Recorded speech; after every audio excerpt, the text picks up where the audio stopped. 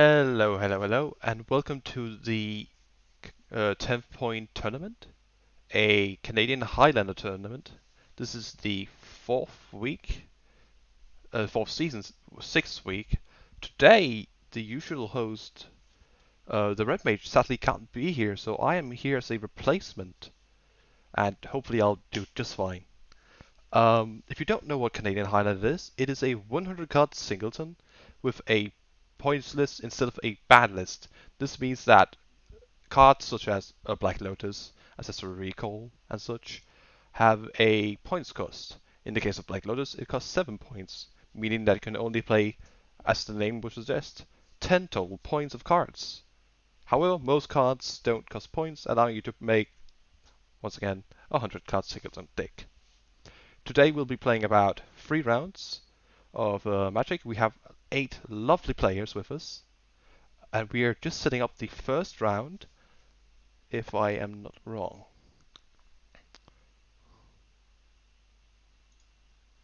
Let's see here. Is it the one called Simsy? No, that's not it. Why can't I see it?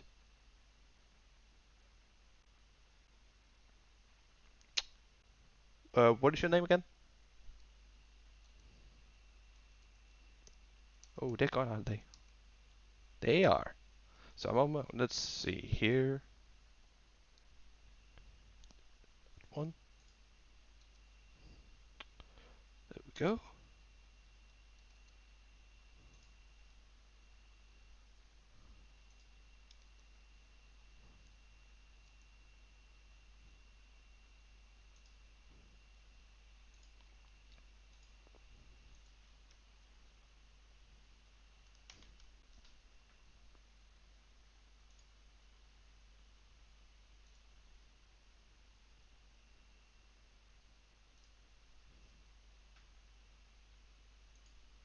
Any moment.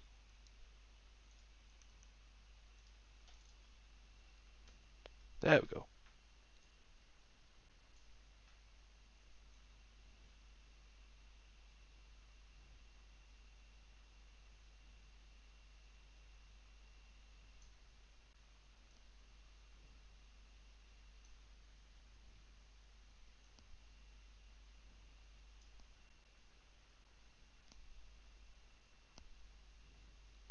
Just sitting up here. I am sadly on commentary alone, so I'm sorry if I'm being a bit quiet while setting this up. And there we go. That should be it. So on top we have the first player. It is, if I am not incorrect, it is, 1 second.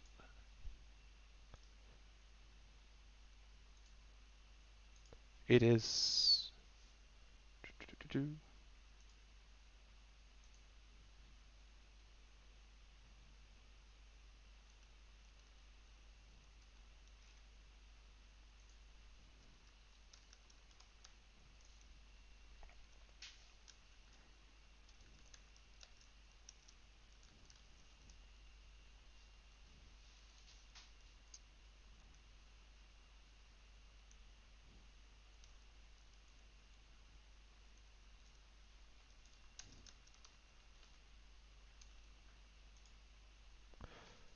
so on top, Dark is playing, if I can find the right name.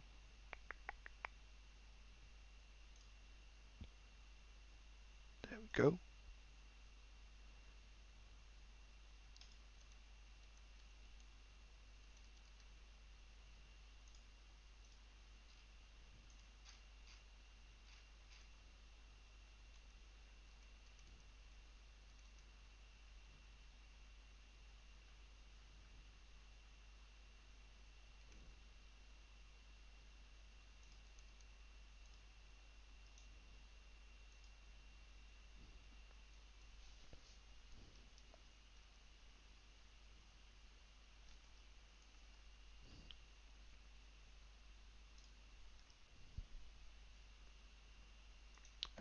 So we have, I believe, Reiyu on the top. Actually, I might have switched these two around if I am not wrong. Let me just make sure.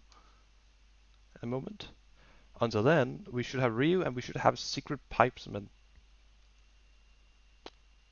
playing respectively a 4-color Xerox, Turbo-Xerox deck to be specifically, which is a tempo 4-colored deck playing things like good old Tasigur, Gurmaganglers, just a 4-color good stuff shell with a lot of tempo and a lot of powerful cards, powerful remove spells like Assassin's Trophy, Abrupt Decay, Dismember, Terminate, Force of Will, etc. On the other hand, we have Secret Piper with, if I can find this list. I believe it is. Where is it?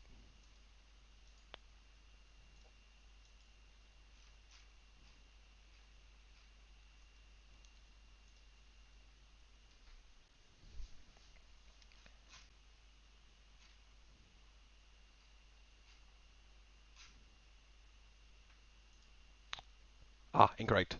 Secret Piper is on 4-color Turbo-Xerox. Reiyu, on the other hand, is the one who is on something I can't find right now. I believe it is. It's blue-red. I can't seem to find that list. That's weird. I'll have to check that in a moment. Oh, but that's because I don't have the list. That's right. It's a bit of a trouble thing case here. So we have a bit of a counter war here, I believe. No, wait, that was just a misunderstanding on my end. Sorry about this. First time. Seeing a mystical tutor here from Secret. Cycling to get their ancestral recall that they just got off the top, getting a nice little additional free cards.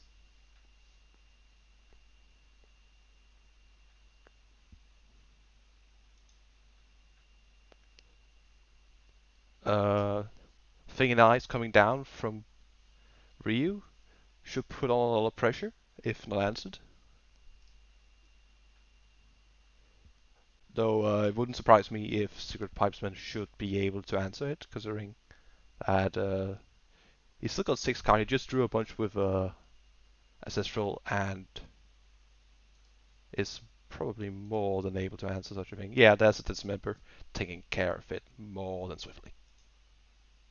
Ooh, and Death Shadow to follow up. Currently a 5/5, but with that nurturing Peatland and probably a bunch of fetches and shucks, he should probably be able to make it into a really scary threat that can take care of Reiyu in a turn or two.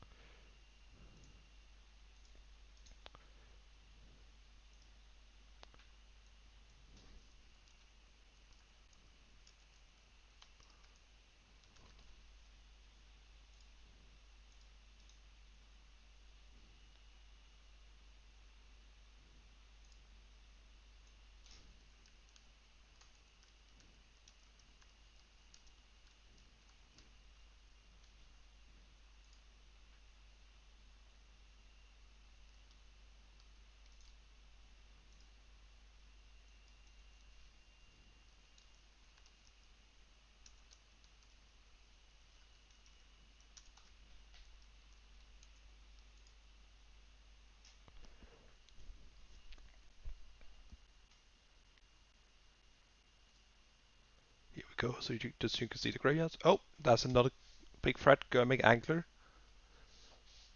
Uh, Being the blue-red tempo deck, this does put Reiyu in quite a bit of trouble, considering that blue-red doesn't have a lot of answer to 5/5s and 6/6s usually.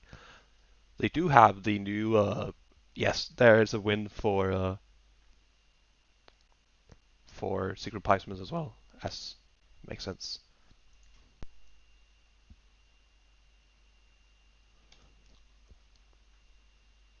One second, it's just being a bit odd on my end.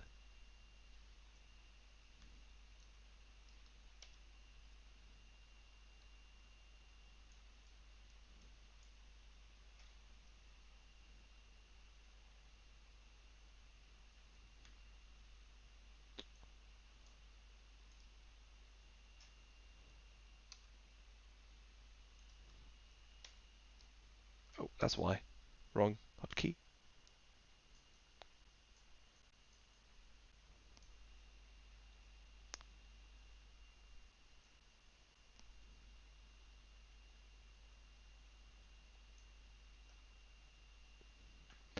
We see a rather aggressive start from Reiyu this game, putting on a lot more pressure than last game, seemingly.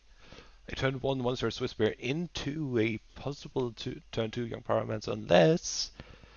Oh, no, maybe? Oh, a Vendetta on the Monastery Swift Spear.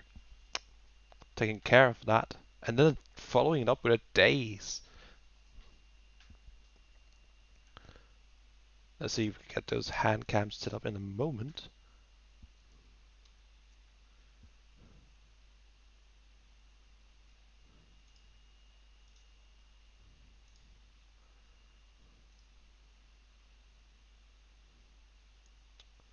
Let's see here, let's see here.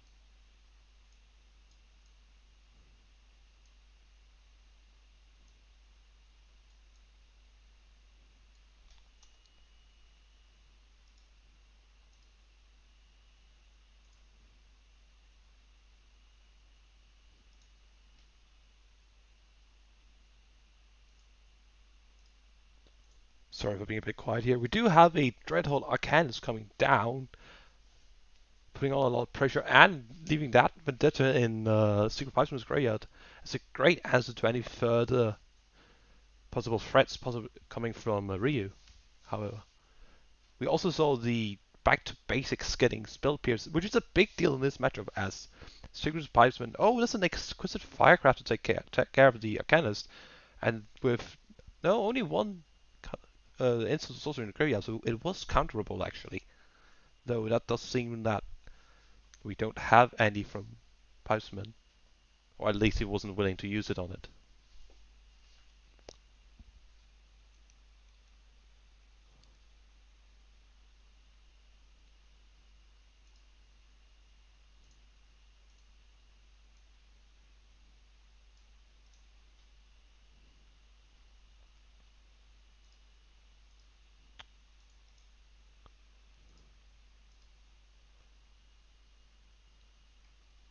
One second, just setting up some things here, being a bit impractical.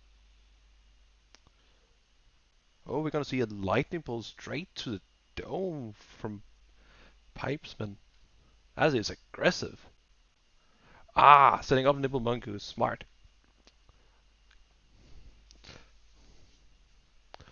So it does seem that with the fetch that wasn't really needed, as he should have 8 cards in his graveyard now. Oh, Oko coming down. This might just start seeing the game. Ooh, but we see a force of negation from Reiyu taking that out. Oh, Kill Fiend. That might be able to swing it in back in Reiyu's favor if he gets off a powerful Kill Fiend turn through a couple of cantrips. If not, it's just going to be a 1-2 and probably not do all that much.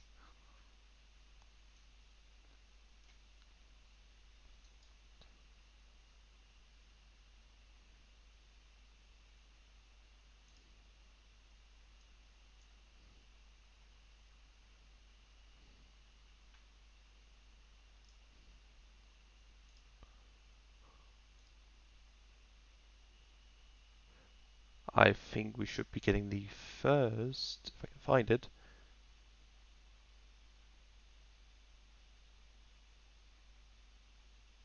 Or maybe not, if it's going to be trouble. If it's going to be like that, we might have a bit of trouble on the end of hand cams here. So sorry for that. I'm trying to figure out where that is.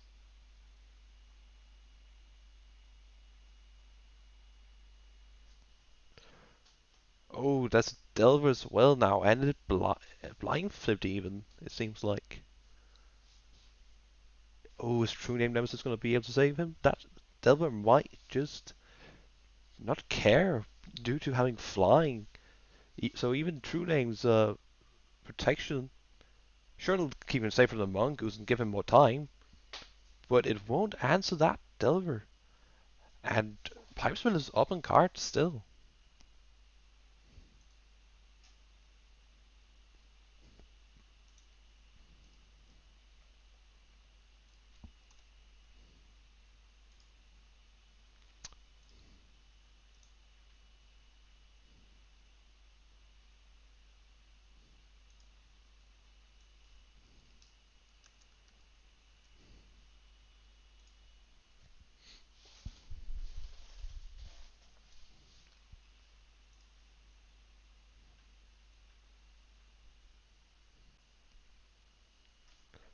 Protection Pro digging for something and just finding lands. Those are not going to do it. He goes to 3. Is he going to have anything?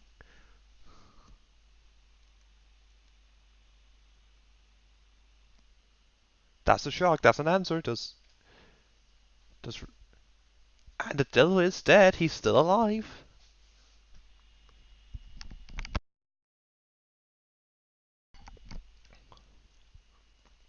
Breeding pool. That ain't doing it. Reiyu is not this yet. But he's gonna need some good top decks if he's gonna. Skellington isn't it, sadly.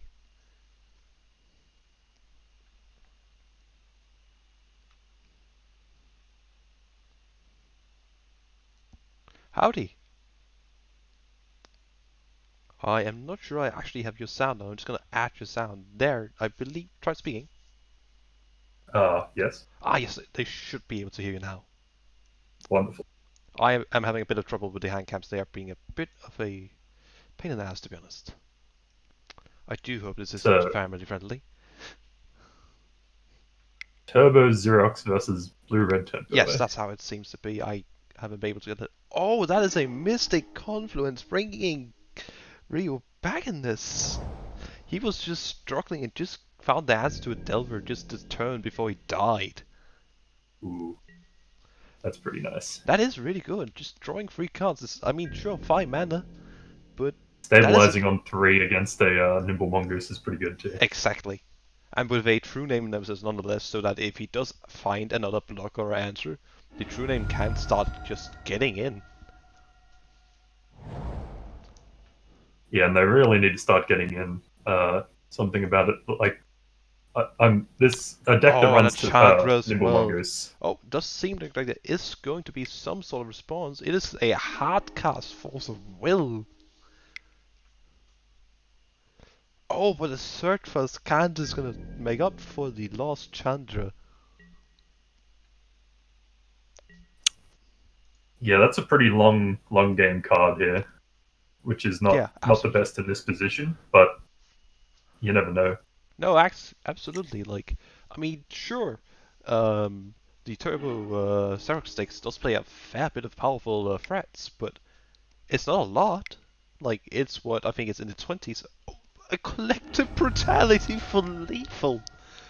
Wow, that Scuddington was not good. Yeah, Ow! that's one of the things I'd be worried about there. That and something like Berserk or And I believe like that a is 2-0 for Pipesman here. oh wow, came in on the end. Yeah. I assumed it would be quicker. I'm just gonna try and see if I can actually before you. Yeah, another thing I'd be worried about there is like Become Immense, something that gives the Yeah, Nimble exactly. Mongoose. Oh, actually, it has Shroud. Never mind. My mistake. Oh yeah, good So point. yeah, And even if it did have becoments, True Name and Assist could just block it because it doesn't get trample. Notably. Oh, okay. Yeah, I was. But yeah, Okay, absolutely. If he did Berserk then. have that, Berserk then is what I was thinking of. I'm not sure if he is on that, but you're Is that absolutely right.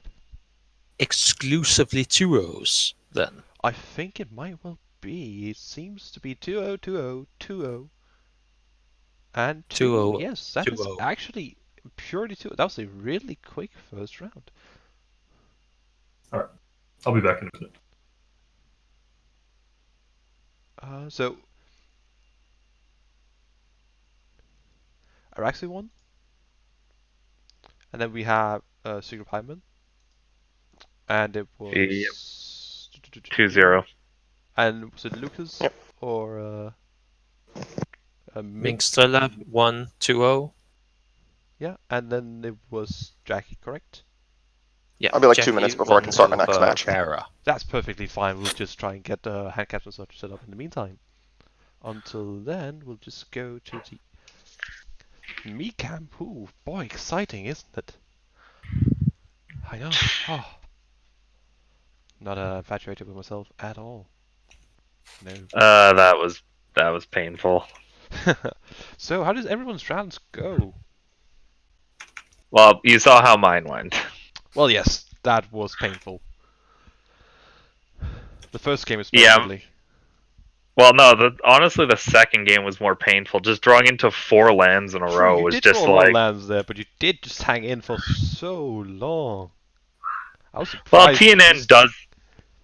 TNN does just kind of say, the fact that you just found the shock on the last possible turn did.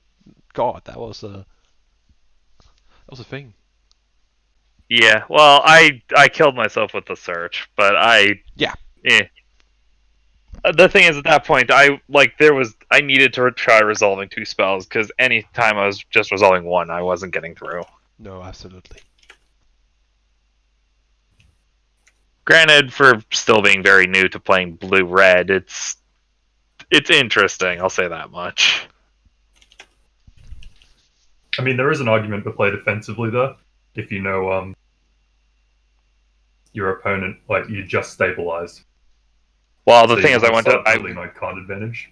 I wouldn't have stabilized if I didn't attempt to cast 2 spells there, Yeah. because they would have just countered the first spell I cast, and then he's still got 2 creatures to my 1, and I'm just dead.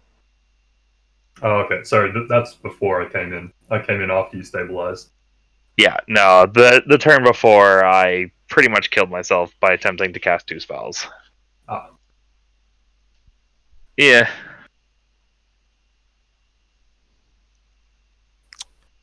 And well, I died quite quickly to a mono-red deck. That's not really anything more to describe there. It goes by quickly and then you're dead. Oh dear. I hope I'm not okay. Hey, goblins are not mono red. There's black cards in there. Yeah, like Withering Boon. Like Withering Boon, exactly. Oh, no. And Devoider of Truth. Inverter of Truth as well, because, that's just the real goblin high tier card. I'm really excited to feel so good about like a Nimble Mongoose or something, and then have it get Withering Booned against the non-blue deck.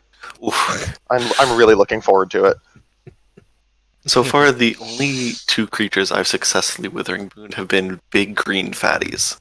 So I believe do we have a card?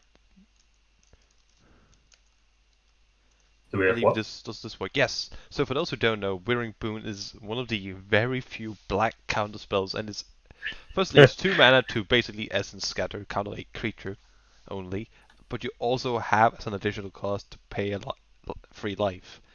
So it's definitely a better Essence Scatter if you are playing Death Shadow. Okay, so I may or may not have Death Shadow in my deck this week. Should I be playing Withering Boon? The tech right there, right?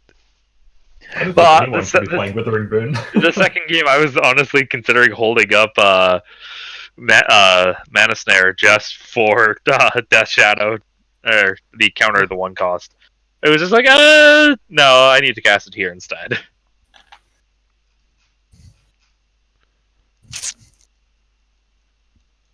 I'm just gonna. Yeah, I'm just gonna send my mail to the next 2 people I'm gonna have on cam because I had some trouble just sending people mails for some reason. I don't know why. Yeah. So it's easier what for are me the to just next send my matchups? mail and you just start a call with me when we need to. Which isn't now, by the way. So that was... Did we hear from everyone, or do we have... Yeah, we have 4 matches. We Yeah. got 4 results. So I'm just gonna start getting the next round of pairings ready. Soon. Might I say I have I hit a dislike for the full arts that have no text. You don't mind on can Magic is it Online. middle mouse Right. or right click to get the The text. actual text on Midgo. Yeah, I'm just saying it makes it really hard to glance and plan. My I issue wouldn't with like them it is in mostly paper. the quality of the actual cards more than the quality of the art in a lot of the cases. Yeah, We both talked about Ponder when we were on mic in our match. The full art Ponder, just like, it's not as good as any of the non-full arts. but mana traders will constantly send it to you. It's just like, oh, Mm-hmm. Yeah, Mana Traders seems to be very generous with the arts they give people. Like, more often than not, like, they'll give you the special Moxen and stuff. Yeah, I get like expeditions constantly for like all the lands. Yeah. It's because Which a lot of the promos are somehow ultimately less expensive than some of the normal versions. Yeah, Well, I think no one it's like buys the them. promos stayed in. Moxen. The promos also stayed in circulation a lot longer. Like, There's with more the of them. amount of quantity. The first When- edition Moxen and Black Lotus and so on are like miles more expensive. People don't want to buy the special, weird, ugly-looking versions of cards. They just want the normal cards that are cheaper and look good, so they have a ton of them. Mm-hmm. And also, like, I in sorry, disagree that the full art panda is worse than the fish panda. I actually Okay, like you Fish know, Ponder. I am medium on Fish Ponder. I think I would hang them around that same point, but it's not 3 Moon Ponder. So long as you got the To be right honest, art it for is- Serum Visions, I don't mind. It is 3 Moon Ponder they used on... Just what, get the Hydra? 3 Moon Ponder and just alter it to replace all the moons with fish heads. Dr. And Demento it's Ponder. the ultimate combination, and just turn the man into a merfolk. Boom, everyone's winning. So yeah, are people ready for the next round? Sure. Yeah. Lovely. Yes. And pairings have not been posted. I should have sent a message to the 2 people with my address, and we get a Hangouts call going. Wunderbar. Wunderbar. Alright, I'm gonna go into one of these rooms then. Lovely.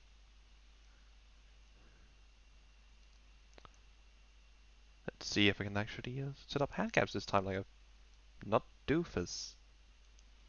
Because apparently it has to be that.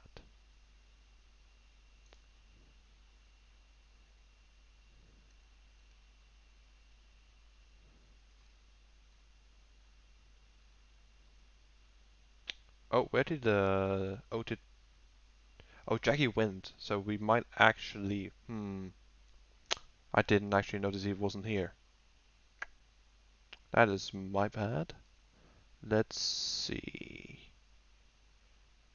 In that case, you know what? In that case, I'll just use the time to talk with you, Mink. So Okay. you're playing what? If you can explain what I'm you're playing. playing Rakdos Goblins with some spicy meme cards like Withering Boon in there. So that is a black-red aggressive tribal deck, correct?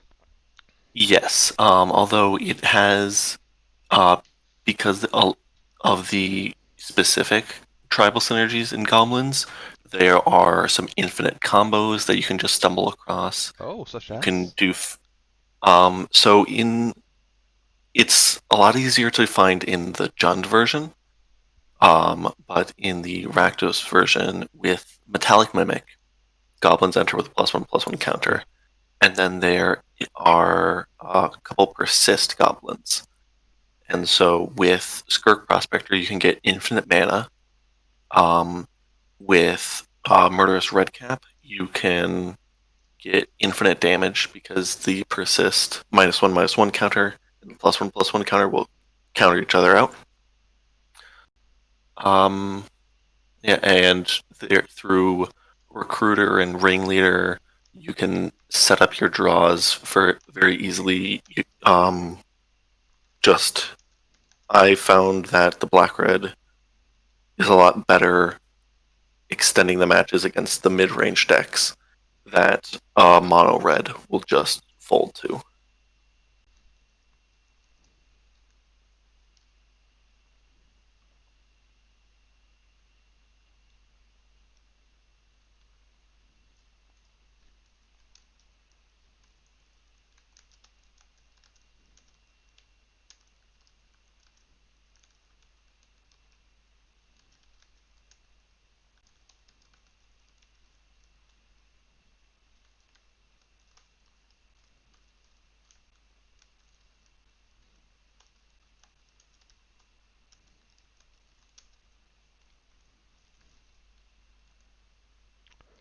There we go. Let's see here.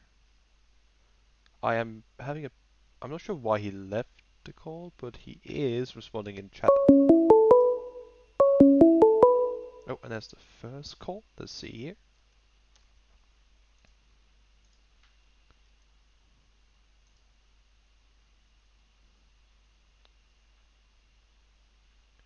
I'm not sure if that's you, Mink, who's gonna call up, is it? I presume it is not you then.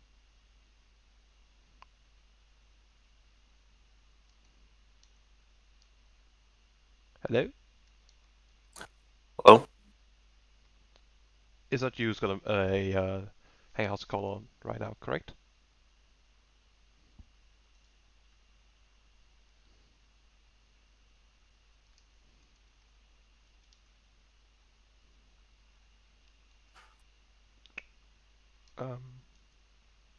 Where is Jackie? Hello? Oh, he isn't here. I don't know. Jackie? Oh, just try writing.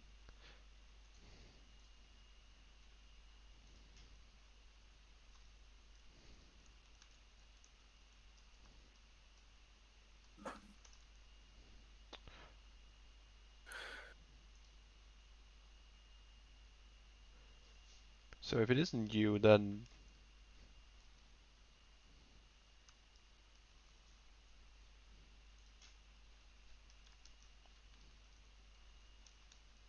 I'm just gonna have to send him a message. Oh, wait, no.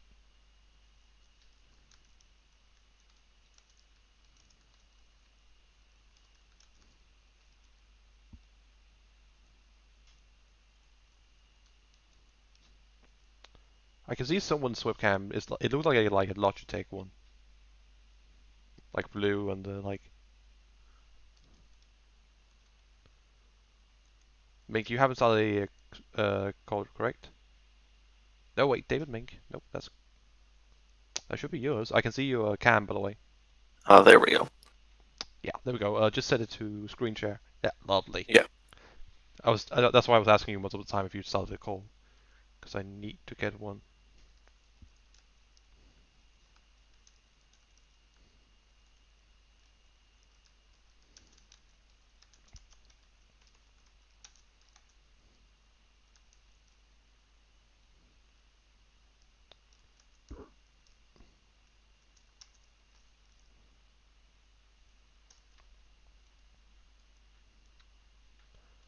Let us see the game.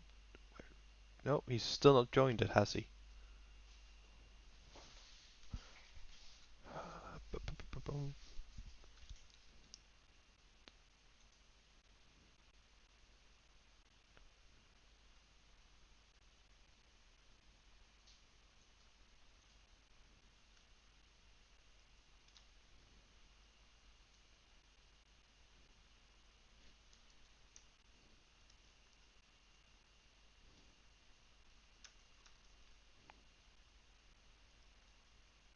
So we're just having a bit of problems with one of the players, getting them set up. So it'll take a little while, so sorry for the inconvenience.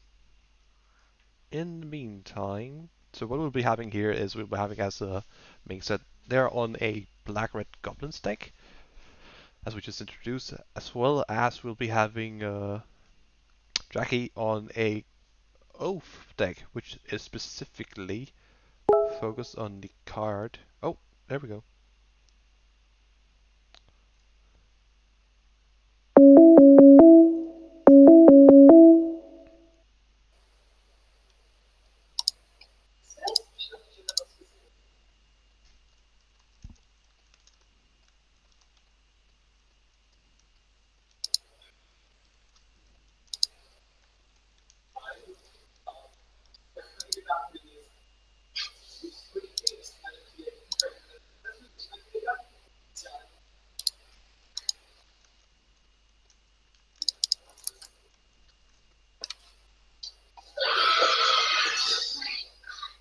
There we go, we should have the cam ready. And I believe the game is slowly but surely getting set up. Do we know where Jackie is? He's setting up his Hangouts call right now. I can hear him because he still hasn't muted himself. Oh, Okay. I think he did now. Oh, no, he's still. I'm just gonna mute it on my end so we don't hear his background. There we go, it should only be me now. I'm just gonna have to contact him and tell him.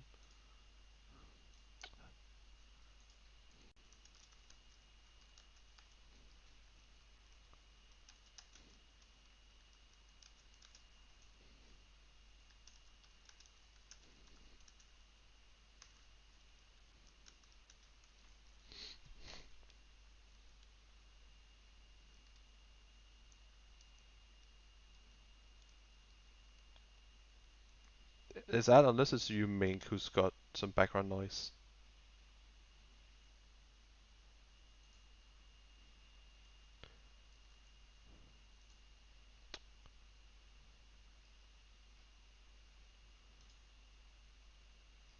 Is the game still up, Mink? I can't really see it.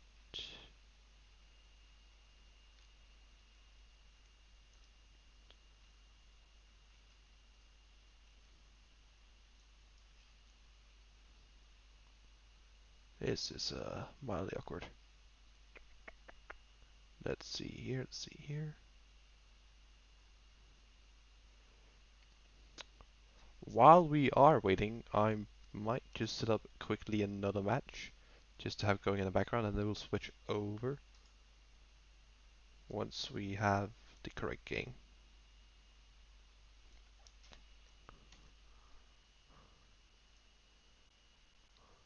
This looks interesting.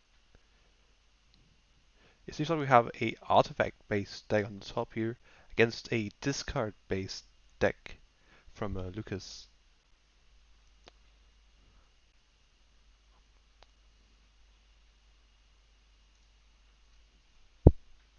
Let's just get the right dimensions.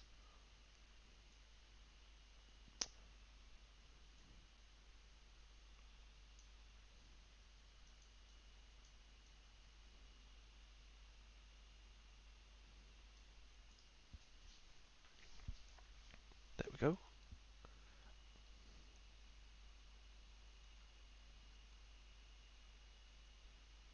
Oh, seems like the other match is actually starting, so I think we'll just hop on over to that one instead. Now that it's actually set up. There we go. Watch. And there we go. Oh, that was quick. Someone might have chosen the wrong deck, it seems like. Yes, wrong deck. It happens.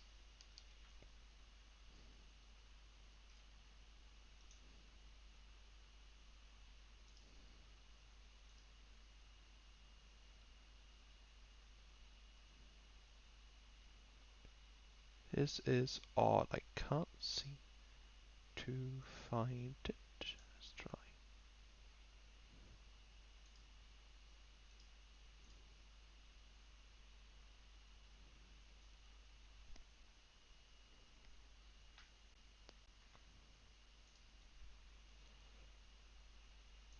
we go, they're setting up another game. Hopefully with the right decks this time around.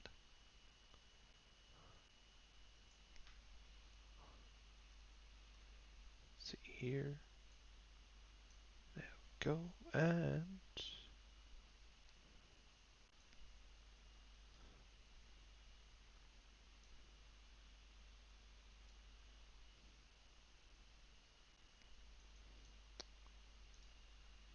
there.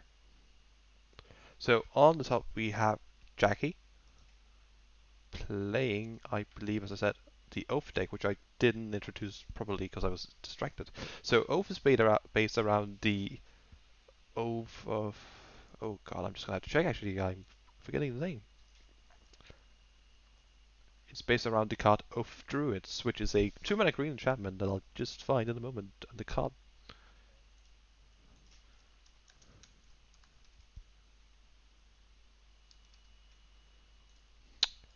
There we go, that should be Oath Druids. It is a 2-mana green enchantment that allows you to, the player who has the least creatures in play, to flip cards from the top of their deck until they find a creature and put it into play. So what the Oath decks usually do is that they'll just play about only a couple of big creatures that they can flip into with it, and then give the opponent a creature one way or another, like say a land or other effects, or just hope the opponent plays a land naturally. And what happened now?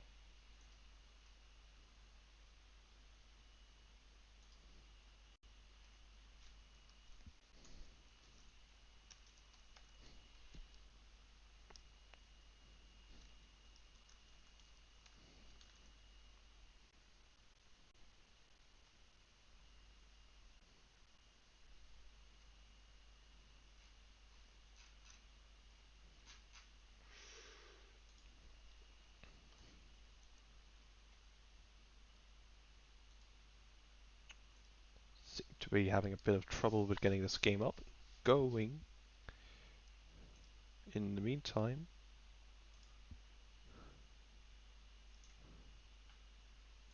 let's get the correct names going at least.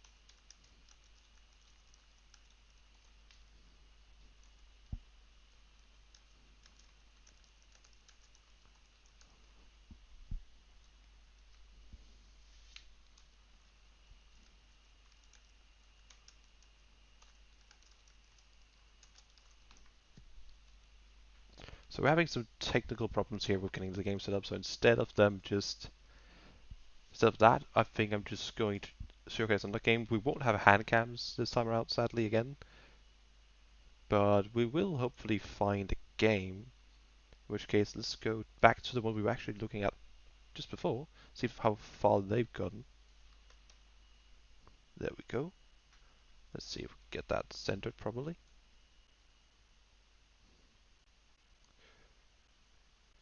And Fakraf coming down for Lucas on his seemingly second turn after a double Mox start.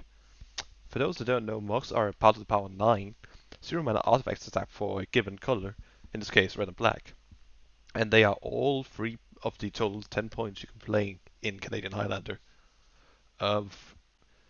We see a Shardless Agent cascading into crop rotation, which is going to allow RarerMonsters here to find a land by sacking a land. And that's a land of any land he wants to find. He can find Stripland, Wasteland, Sylvan Library if he's playing that. No, that's not a land. Library of Alexandria is the one I was thinking of. Let's see what he's getting. He's going to sacrifice his Khan's Bastion and get something.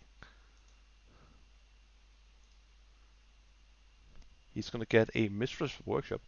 A powerful land allows you to make 3 colorless mana, but can only be used to play artifacts.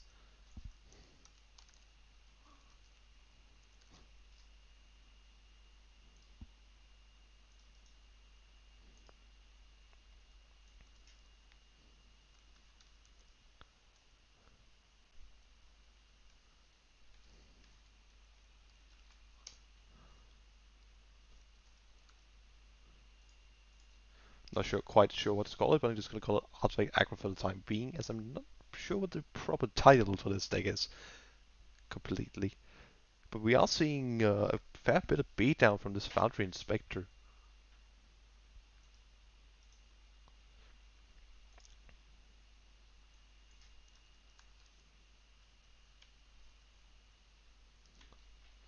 Lucas is going to have to find some sort of answer to this sports state, as currently a 1-3 is only going to be able to block.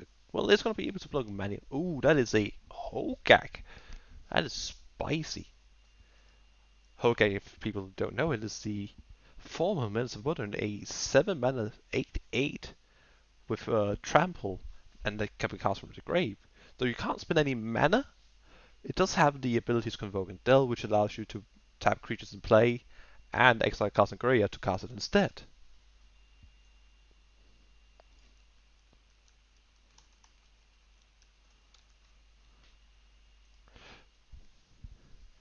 We're also going to see a Murderous Cut taking out the Foundry Inspector here after discarding and drawing with Angie.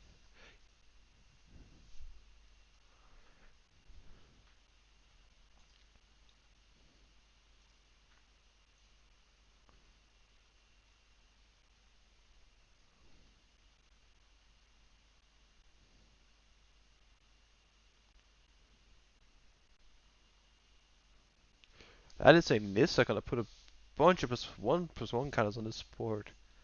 And I think I might actually know what kind of deck we have on our hands here. If I'm just going to check the list and see if I'm correct.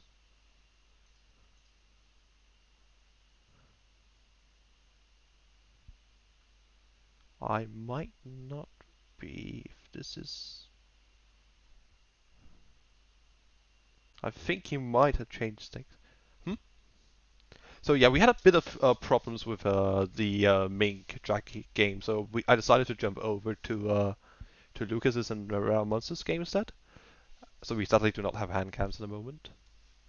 And I'm not sure what the score is, to be completely honest. So we're just currently... Yes, correct. We are seeing a Madness deck against some sort of, I think, +1/+1 kind of based artifact aggro deck, is my current guess. I have not seen too much of it, but considering it's a deck playing both Nissa Voice of Resurgence, Foundry Inspector, Stonecoil Serpent, and Scrapyard Recoverer, I think it is. That is my best assumption. We are seeing the Madness deck just draw cards and play cards for lower mana than they should be. Even then, he is still behind on board, yeah. Like, just the win is definitely gonna help him just get a bit of tempo back. But he can't really bounce the,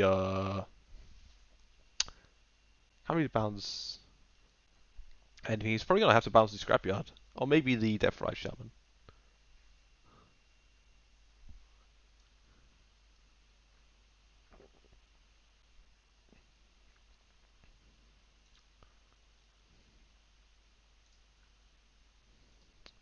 For those who don't know what Angie does, actually. Angie's a newcomer from the latest commander set.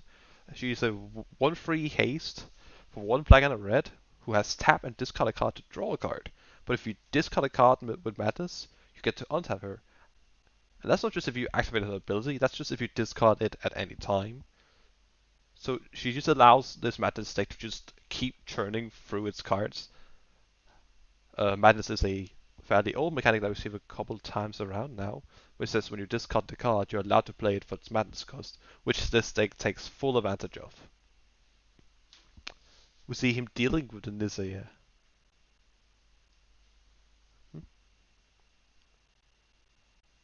Which card? Oh, the Scrappy Recoverer. I'll just find it. Oh, the scrap heap. It's something. Let me just find the name. Scrap Yard Recombiner is the correct name. This one here. Oh yeah, even seeing a lightning axe to deal with the Deathrite Shaman. Lucas is coming back into this though. The RarerMonsters does have a full hand of 8 cards, which should not be underestimated. Then again, this is a Hogak coming back from the graveyard, I think. No, he doesn't have the mana. He doesn't have the mana. Wait, no, he did untap the energy, didn't he? Yeah, he did untap the energy, so that did give him his 2 black needed for that convoke cost.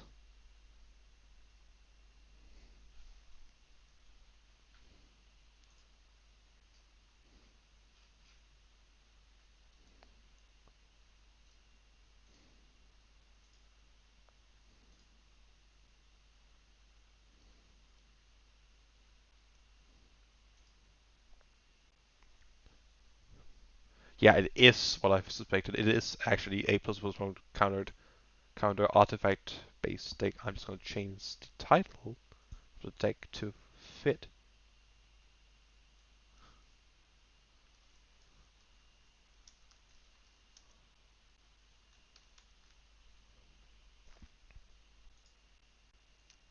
Yes.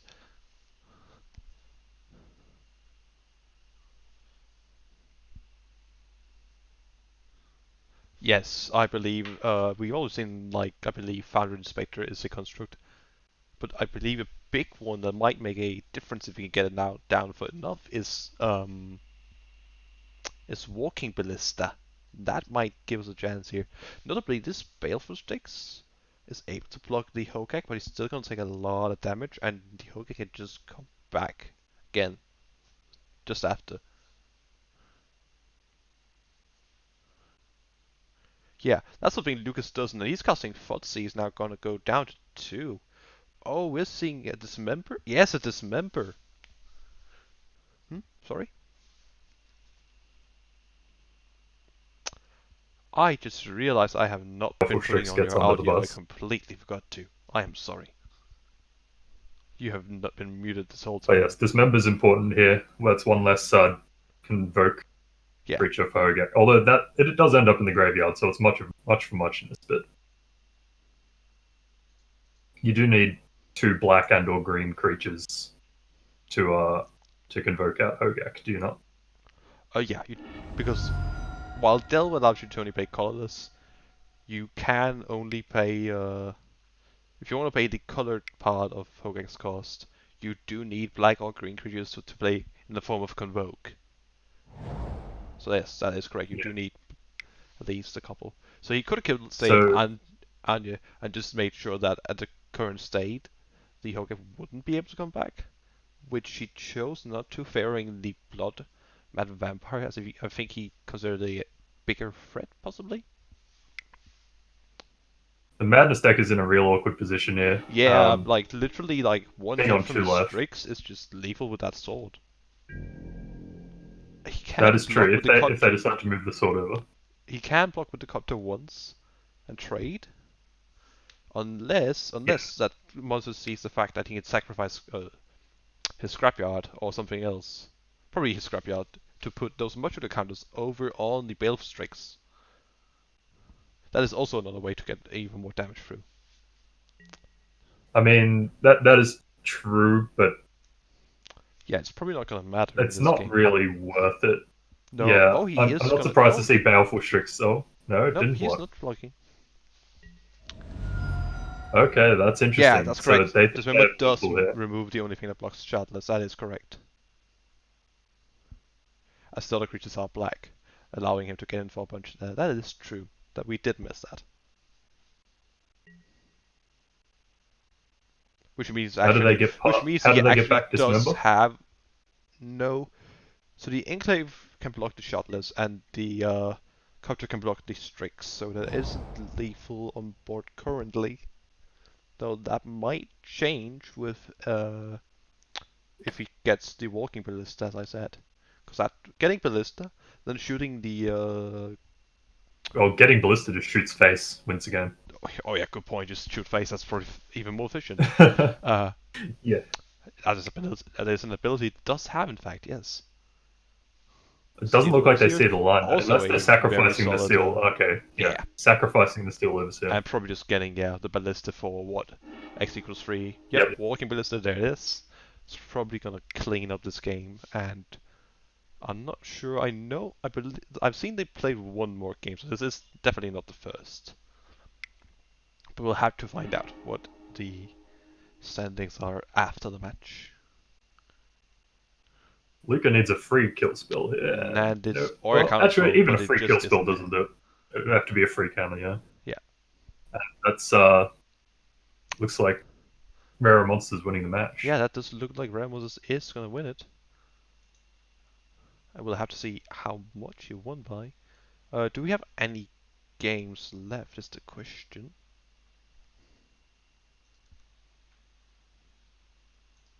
Looks like Jackie and Mink are still going at it. yeah, but there's no watches left. Yeah, we can't watch it sadly. They made a mistake, and then I just decided to, after a bit too much trouble with them, to just go ahead and say we're just gonna watch them on the mess. Oh, and we just came into a game ending here. Okay, this is a boss state. Oh, yep, new game starting. Let's see here. So we have got in a moment. Let's see here. We should have. We have Croc, who is on Lucky Charms. I know that much. I'm not sure what. No, he is not on Lucky Charms specifically. He is on, if I can find it. I'm actually gonna get it on the card reader. The card that is his deck is named after. Well, I don't know.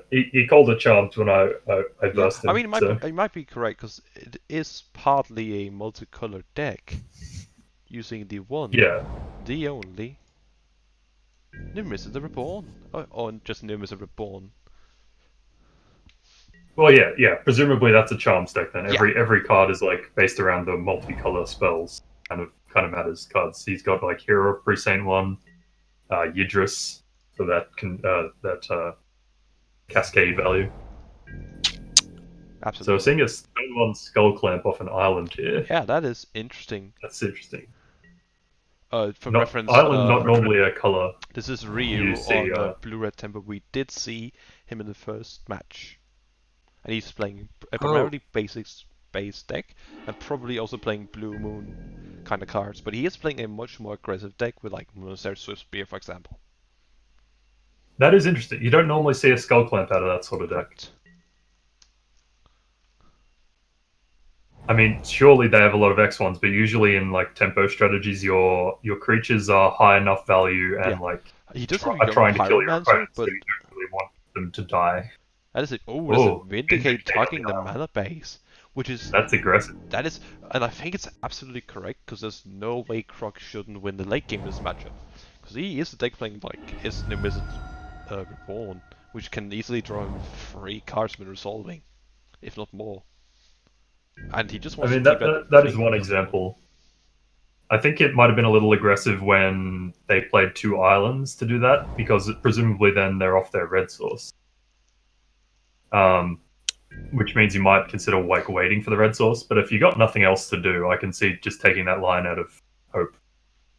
Notably, did not take the skull clamp because, and maybe Croc assesses this the same way. It's an odd include, I think, in the so red tempo. You see what I've changed the name to. I'm just gonna make sure it's in a place where you can actually read the full title. What he's called his deck list, which I've just gone ahead and used the full title, is 5-color Niv-to-Light Lands Time Walk. That is a yes, title. That is true. He does have an Ephemerate Spellseeker package in here to get Time Walk and go infinite that way. If you want to actually explain that combo, it's probably pretty relevant. So Spellseeker, when it enters the battlefield, it's a 3-mana 1/1. It lets you search for an instant or sorcery card with convert mana cost 2 or less, put it in your hand. So what you typically do is you go find Ephemerate, which is a 1-mana white spell with Rebound. That lets you exile a creature and return it to the battlefield under your control. So you cast the Ephemerate on the Spellseeker once you go get it. It flickers the Spellseeker, and we're about to see it here. So it correct. flickers the Spellseeker to go get Time Walk, and then Ephemerate rebounds on the Spellseeker, and you go get search for. What do you search for next? Usually after Time Walk, I believe it's the You Eternal go get the Witness. Time Walk. Yeah, Time Walk, and then you get the Eternal Witness last. Or similar. So yeah, you use Time Walk then to take an additional turn. Yeah, you do need another card for the combo. Something that lets you either an Eternal Witness effect or like an Archaeomancer. The green-white card that searches for a creature. Oh yes. Eladamri's Call. Yeah, Eladamri's Call. Yeah, that would do it too. Off the Spellseeker. Because Eladamri's Call for the Eternal Witness, usually, and then you got usually what they use is actually not Eladamri's Call. It's more likely Eldritch Evolution and the newer version is Neo form, which they usually use these days. Neo form turns the Spellseeker into one of these recur effects. Yeah. Okay, sure. Presumably Archaeomancer. Yeah, likely. So one of those two will just turn the Seeker into Eternal Witness, Archaeomancer, such an effect, which then allows you to get back the Ephemerate, cast the Ephemerate on the creature that gets on your recursion creature.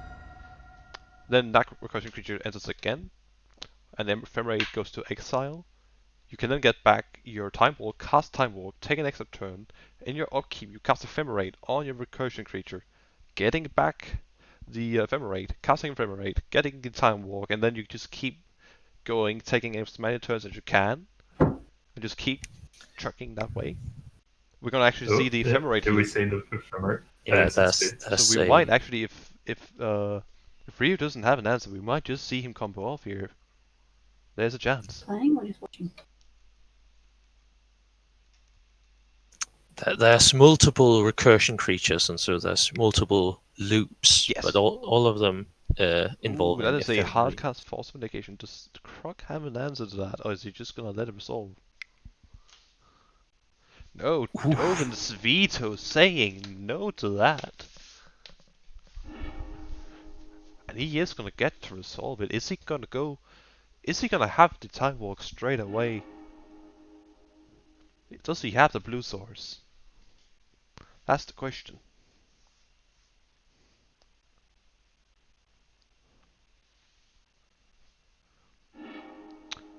No wait, this is during... Actually no, this is during Ryu's turn. Never mind. Oof. Is that a Chain Lightning on the Spellseeker? I think on the phase, Yep. maybe. No? Spellseeker. No, that's weird because the Horror flips and actually bounces it back to hand. He made a so that was right targeting there. the Spellseeker, and then the Chain Lightning was countered, so that was a bit of a mistake there. Should have gone face. And that, it might not actually matter, but Icebane Coatl does a pretty good job of blocking the Working Horror here. Absolutely.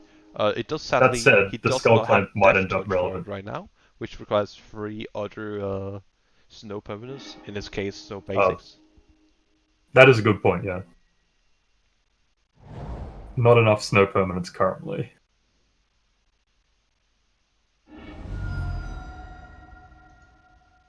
Lucas, was it 2-0 or 2-1 for you?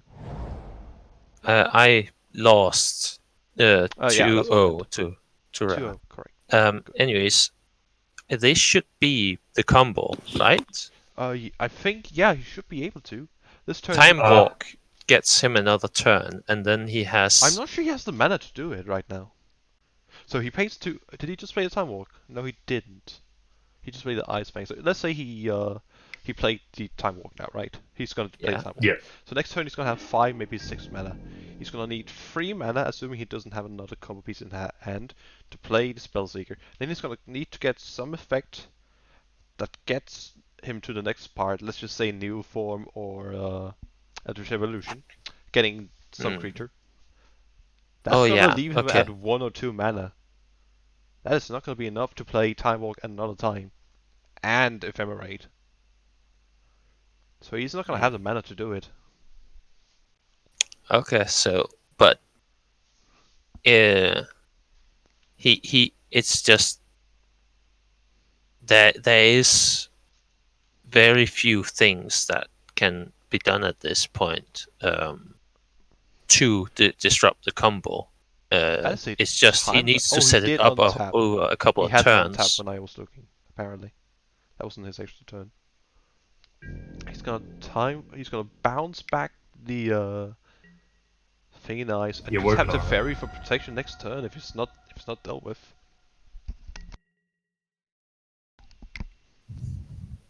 Yeah, Teferi's a very good card here for that reason. We know he has nothing can interrupt the combo if that does not die. Oh, it looks like what would it be? 3, 4, 5, 6, 7, 8 mana I count for the full combo. If he would just play straight Enigma Drake is a typical example of what you'll see in blue-red tempo, which is why I think Skullclamp is a very strange inclusion. It does not. They play these threats that are like 2 or 3 mana that are very like powerful after you've cast a bunch of spells. Yeah, and some mana ones as well. Like Delver, so they do not really match up with Skullclamp. Absolutely, I agree. It is on the rare occasion that you do have like a young Pyromancer, it is going to be incredibly powerful. Oh, he has young the Pyromancer form. Just getting back. He doesn't even need to find it. He has it in hand. Yep, that'll be game. Yeah, that'll be game if there isn't. He will see the combo. What even could he have here? He can't have anything. There's no card he could have here. I don't know. Gosh. Teferi's on the board. There's no speed. No answer. So we're gonna. I think we might just see the combo here unless we're just gonna scoop it up. That's the lock. It is the lock, yes. And there's no ability. No, yeah, Teferi stops him from even interacting. The new Pyromancer that makes 1/1s as well might be good with the Skullclamp. Maybe that's part of the reason why it's in there. Yeah, I'm not quite sure. I don't have it's the still stick list strange. currently. I never really found it. We had to talk that one through.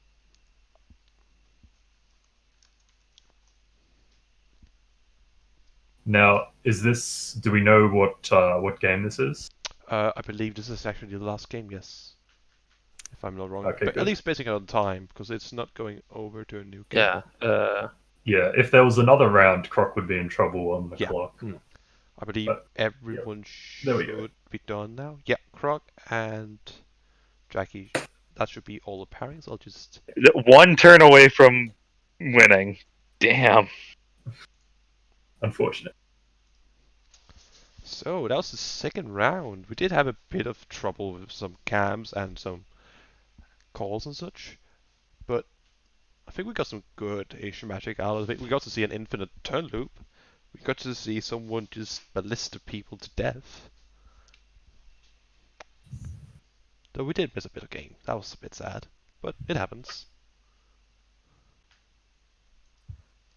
So how did people's rounds go? We did see... Let's just start out with Croc. We did just see you just go infinite there.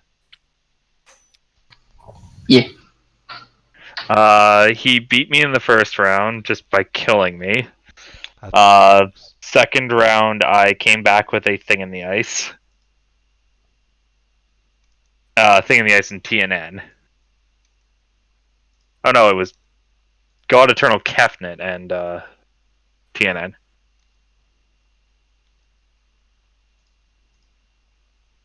God Eternal Kefnet is an interesting one. I just recently cut that from my deck.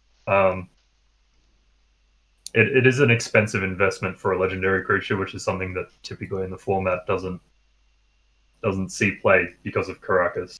But when it does stick, it beats down, it blocks, it generates advantage over enough time.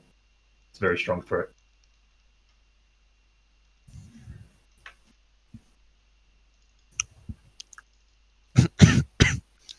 Is that thing a 4-drop or 5-drop? It's a 4-drop. 4-drop, 4/5 flying. Yeah, that's it. If it was a 5-drop that did that, it would be like easy cut. But as a 4-drop, even with the possibility of bounce, I think it's justifiable.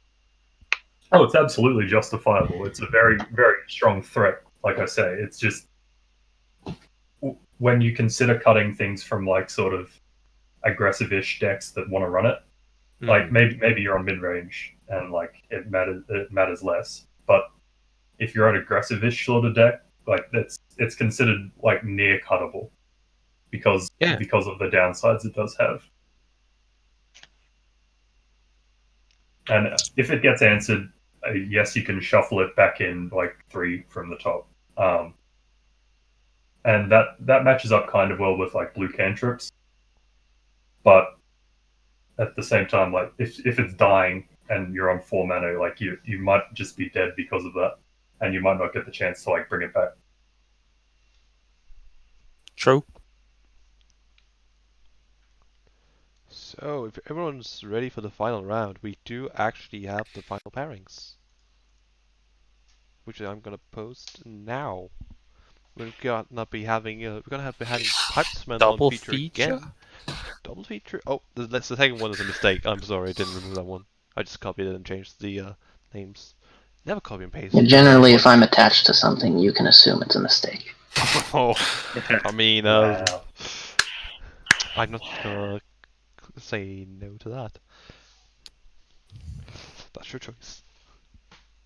But yeah, we're gonna have Pipesman on again, and we're gonna try and have Jackie again to actually try and showcase off what a powerful Oath deck can just bring to the table in Canadian Highlander.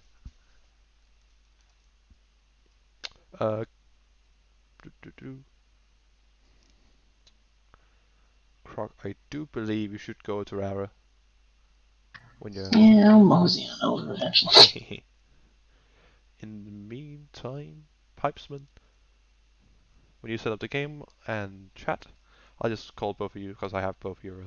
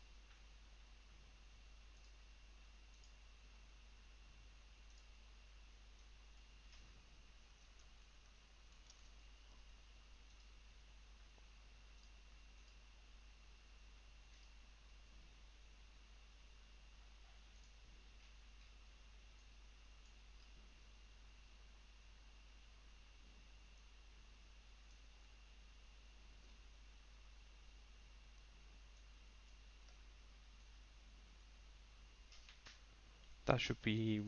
We should be getting the game started. I'll just find it in here, and we should be able. That is not the right game.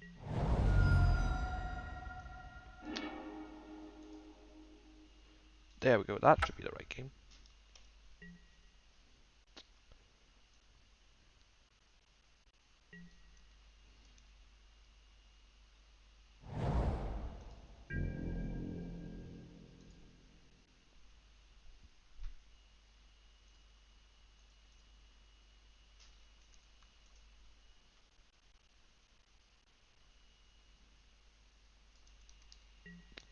There we go. That should be the game set up. So we have got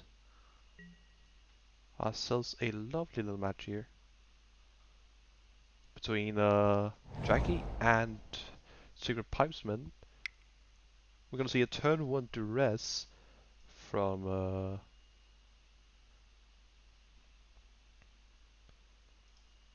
Pipesman here. Just gonna try and set handcuffs up this time around so we can actually see what they're working with.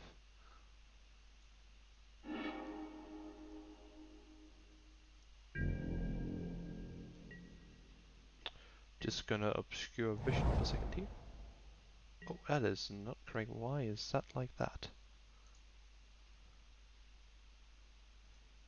So one of our hangout cams is a is showing the wrong screen. Let's see, who is that? That would be Jacky's. Let's just send a message in a moment. In the meantime, we do have a quite quick hand from a Secret Piper here who has got a Ancestral, a Preordain, a Sleight of Hand, a Terminate, and a Leovold in hand. He is gonna straight up just Ancestral and put the pressure on Jackie.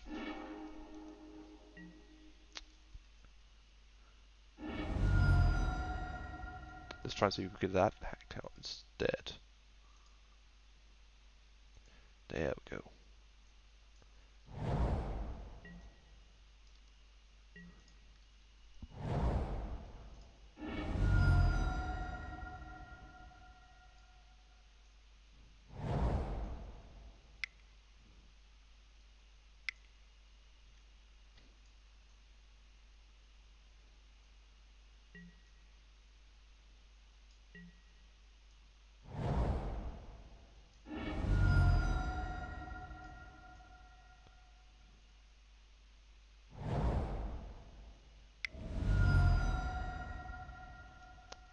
There we go.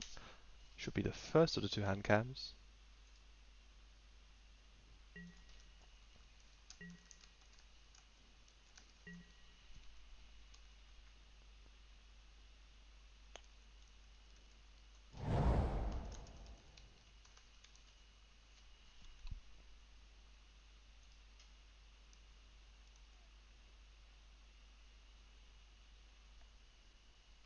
So we're going to see the Leovold coming down here after the Ancestral, and from Jackie, a Gideon is going to start putting pressure on to try to see if he can outrace all this counter advantage that Piper is getting from his Ancestral Recall.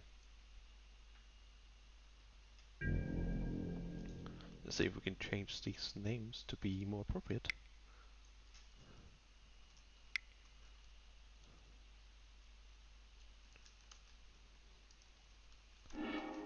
Moment Speed's gonna save Jackie a bunch of health these next couple of turns while putting pressure.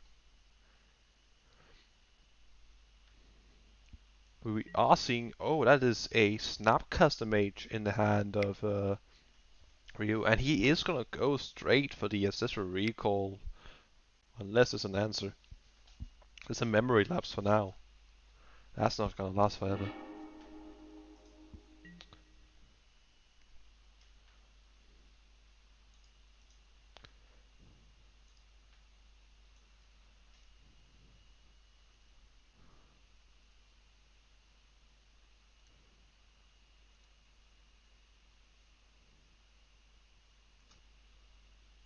Let's see here.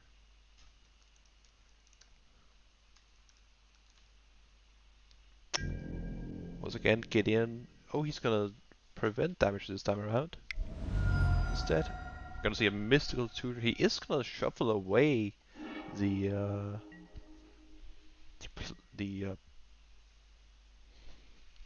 what you call it, the Snapcast on top for a abrupt decay to answer that Gideon. It seems.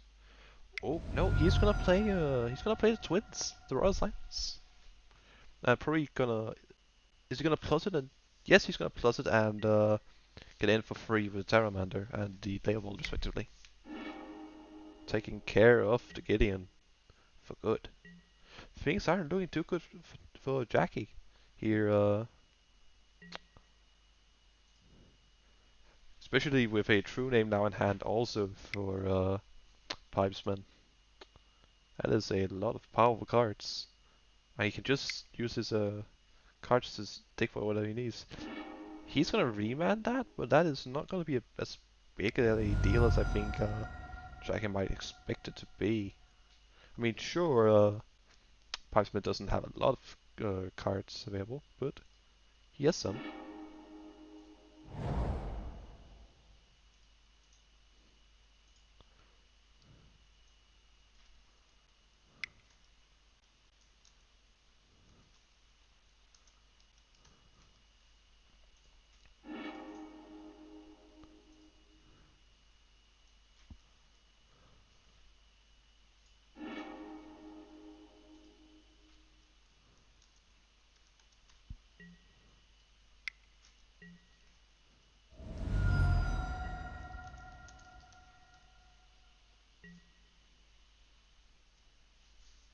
It's also Plowshare's taking care of the problematic little boy, Leopold, but it is gonna give Pipesman even more cards. Jacky's looking for something. This Royal Sands is gonna get out of hand soon. That -8 is gonna do a lot of work. Let's just get them up.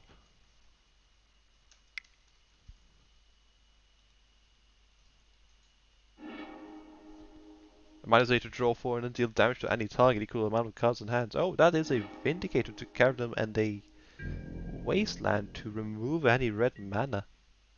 And a bit more of the blue.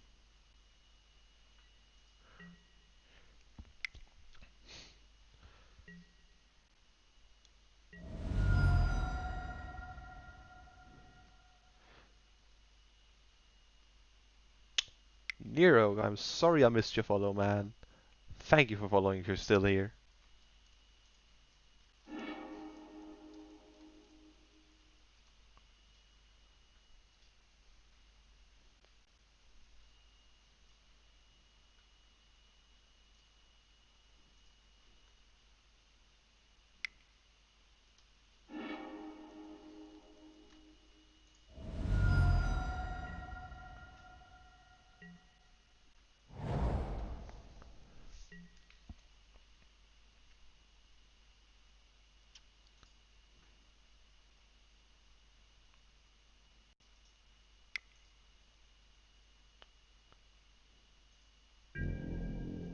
We are sadly having a bit of technical difficulties on the handicap from Jackie. I'm not sure why, but for some reason it's showing the MTGO background instead of the game, though you can see whenever he takes actions that he is actually doing things. So it's kind of weird. It's probably a visual glitch of some sort, which I'm not sure what to do about. We are, however, seeing that Turbo-Man is putting a lot of pressure. Show and Tell? Did he just play Show and Tell or was it discarded? It was discarded, yeah, because he just tells a bunch of cards for Tazika. It's not lethal, but it's with Jackie with just lands in play. This is looking grim for Jackie. I'm not sure what he can do. We're probably gonna see that True Name or Pyromancer come down. Likely he's gonna be Pyromancer gonna hold up some removal. The Rot Decay for any cheap creatures coming down.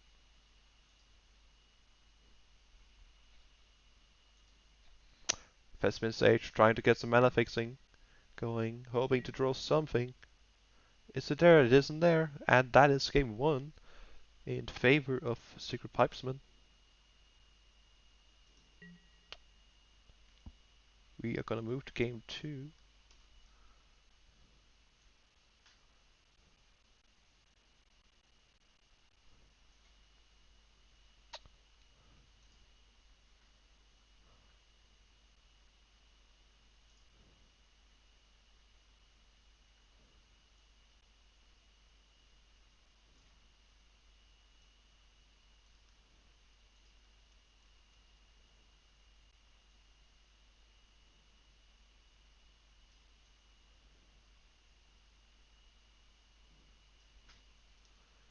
So we see another hand with Ancestral in it from the start. That is gonna be able to put on a lot of pressure once again on Jackie to have an answer. Unless he wanna get just sent behind. He does have a fast man in the form of Mox Diamond, but is it going to be enough? We're gonna check Protection Probe, see if he has anything to defend himself, or if there's just nothing in the way of stop him. Now I don't have handcap, but I do have if I do check the chat, which I'm not able to currently.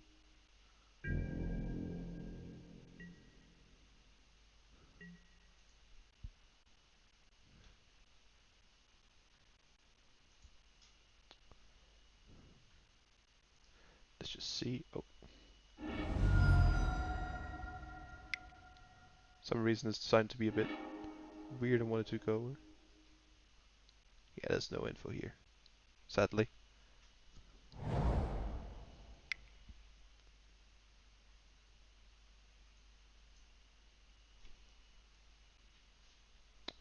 going to say a Vampire Tutor after the Ancestral Recall and try and see if he can perhaps find something to put off on enough pressure that the Ancestral Recall would be less relevant. It is going to be the Overdruids. Is he going to have? He's not going to have any way of forcing a creature into play.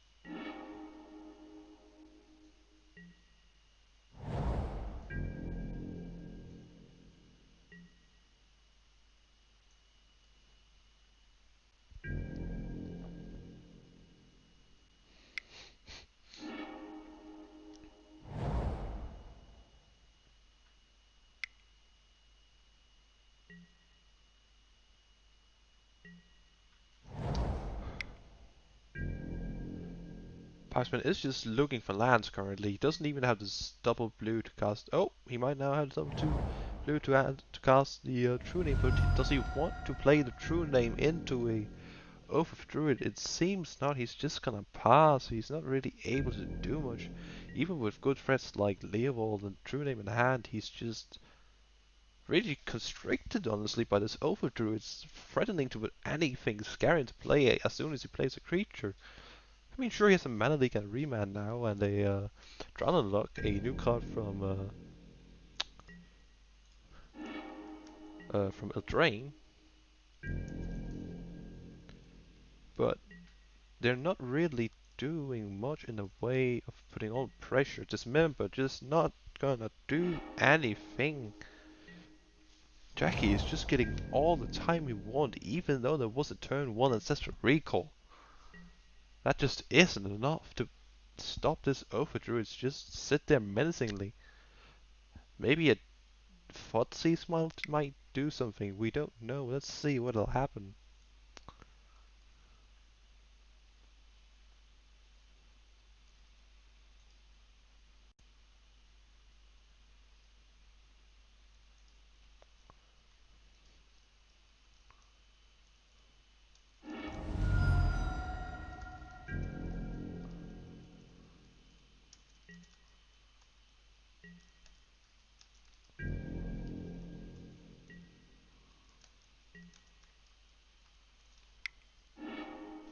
He's just gonna cycle the peatland, try and find something. Another land. There is a Hexdrink as well now. Once again, another threat that's just not gonna be able to be played due to that Oath of Druid. He's just gonna discard his Izzajam as he's not able to play it. We do, however, have on a bunch of reveal cards that I should be able to pop out here. Seeing a Sun Titan Turnus, a Mana Leak, and a Moment's Piece in the hand of Jackie over there. Gurmagangler once again, just not enough. Perhaps we can see multiple threats at some point from. So what game are we on? Who won the first on game? I believe this is game 2. I did not change the score because I was busy doing a lot of things. Pipesman did win the first game of a lot of powerful threats and a turn 2 Ancestral, I believe. Which is strange because he did have a turn 1 Ancestral this game. But that Oath is just keeping anything in check. Teleria was going to be getting Forbidden Orchard to force an Oath trigger. Yeah, that's Yep, that is correct. For those that don't know what Forbidden Orchard does, it is a land that can make a mana of any color, but when it does that, it will give your opponent a 1/1 token, which, under usual circumstances, should be a downside. But when a card like Overdruids want your opponents to have a creature in play, suddenly that downside is now an upside. Yeah, Oath is a very powerful card, and it is Jackie's deck is certainly packed with creatures that are designed to take advantage of that. Yeah, Sometimes we're not seeing the the best one, but still a solid piece of thing to just slam on the table. And I think there might be some infinite Sun Titan combos in. I'm not sure if he's playing them, but I believe I've heard about those before. In well, if Sun Vintage. Titan's in there, I would be surprised if that wasn't the case. I But don't we see actually the know Gomag what that Angler combo getting is. paid Do you for know the Sun Titan combo? what? Are you familiar with the Sun Titan combo in those decks? No. What? Because I am not either. The threats he's playing for Well, reference are Sun and Primeval Titan. Because he does, I believe, might have a bit of a land package. I'm not sure. with Sun Titan, they do Yes, and run Grizzlebrand, as we see Glacial here. Chasm. Glacial Chasm is relevant with Sun Titan. It just means that your opponent never gets to attack you for damage. You just sack at each upkeep and you get to attack in with your Sun Titan.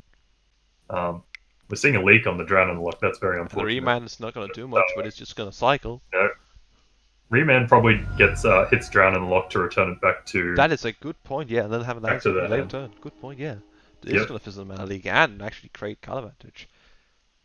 He's Whoa, gonna Spell Pierces their own Pierce Mana on Leak? Mana What? Leak? That seems like a mistake. Yeah, that's odd. I mean, at this point, I don't think Unless- Jackie's losing, but that's No, very absolutely interesting. not. Aerosol Grizzlebrand on this board. I mean, he's not going to be able to attack with it before it's going to be removal range, but it does Are we seem about to he see the is creature favored. tutor? That is Oh, going no. to be a Life life and from Loam. getting back what? Thespian Stage? Just Thespian Stage, I think. Thespian Stage, Top Hit, and Wasteland. Wasteland Top and being Wasteland, relevant yeah, here. yeah, Wasteland makes a It's lot of the sense. Getting rid of all the relevant sources. City of Brass. Yeah. Just gonna change the settings to be correct. So Well, Drown Unlock attack number 2.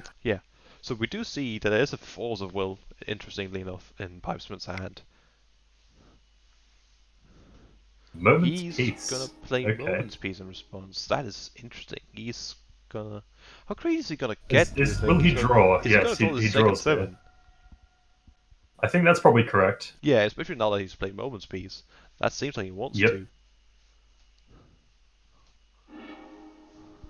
Just gets the counter spells that will let The him thing is, lock. if he did do that, he would be setting lock himself up Pipesman to out of the next turn just getting Force of Will and Mana Leaked, perhaps even, depending on how much mana he has open. And even Snapcaster Mages. He could actually Force of Will Snapcaster Force of Will. I just With 11 beef. cards in hand from Jackie, though, and all the mana in the universe, it's going to be difficult to fight a counter battle. Well, double Force of Will We're if he seeing doesn't have too many prime counter spells time. in hand is going to do it. Now, what Does I he expect to have see on Primeval prime Titan? time here is Yeah. it's It's going to be Karakas Karakas and the and just a Flooded Grove. Grove. Interesting.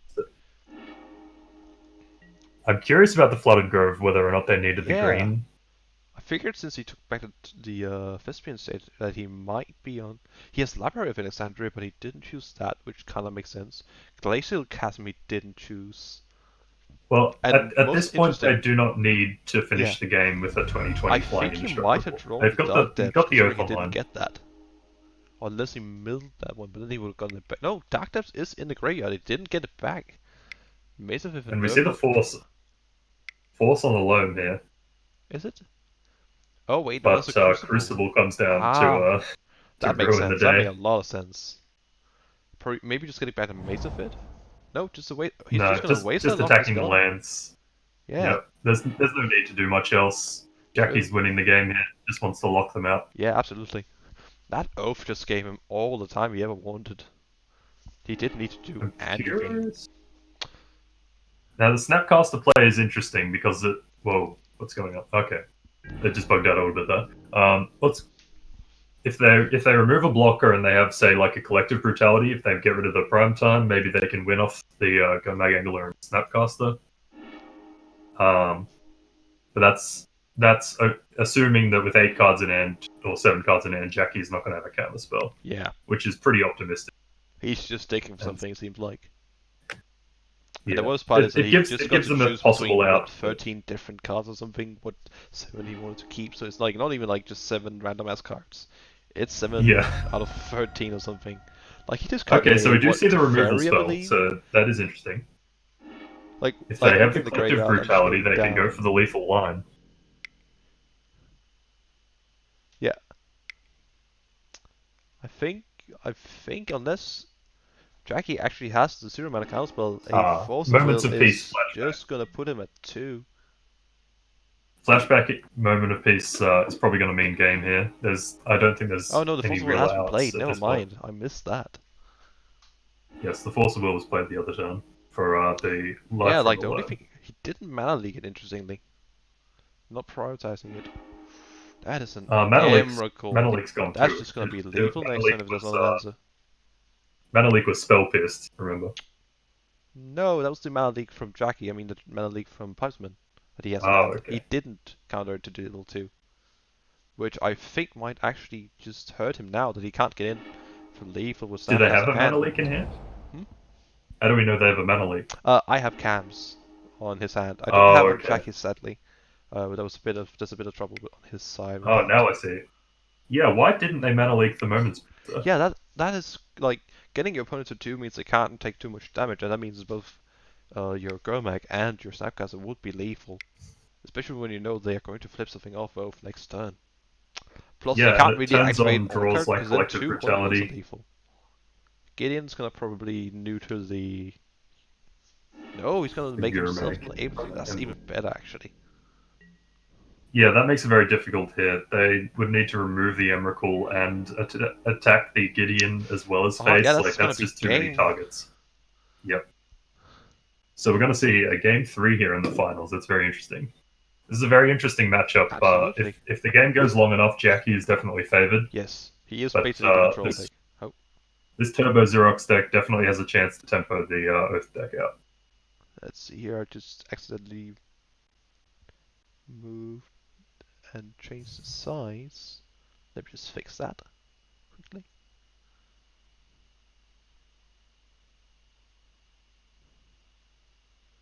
There we go. That should be about right. Now, here's a question. Do you keep this one lander? So you have If you're 2 spells to dig, and you have a duress. But you're But gonna be interestingly, really they awkward do in the not mana dig. department. They do not dig selectively. I don't think So I it's would have 2 kept that, random not in cards. this deck. I mean, sure, you do have a bunch of cantrips that can help you, but Slaughter Pact is notably a very bad card against Oath. yes, true. That's relevant to note. But Abrupt Decay is very good. Abrupt Decay is really good, and Duress is also quite decent. But he is going to Yeah, rely so on drawing that second land. If Oath ends up Oh, and eating an even Abrupt milled Decay, that's the really good. Overgrown Tomb just right off the top. If you'd milled the opponent, oh God. He is going to draw the Scalding Town there. That is going to be a huge help. Probably going to get a red-green source, so he's able to hold up the Abrupt Decay, possibly. Yeah, so not If getting not- punished on the one lander is very strong Oh here. no, that's a ancestral off. He's going to be able to duress and then probably ancestral right after. Oh, really? That's powerful. Unless we see a counter here. And if he does So counter... I'm a little far behind on hand cams. I can see the game in real time, but not the Yeah, hand. no. And that Ancestral is going to be really good. Depending on... Yeah, Spell Spell Piercing the Duress. Yeah.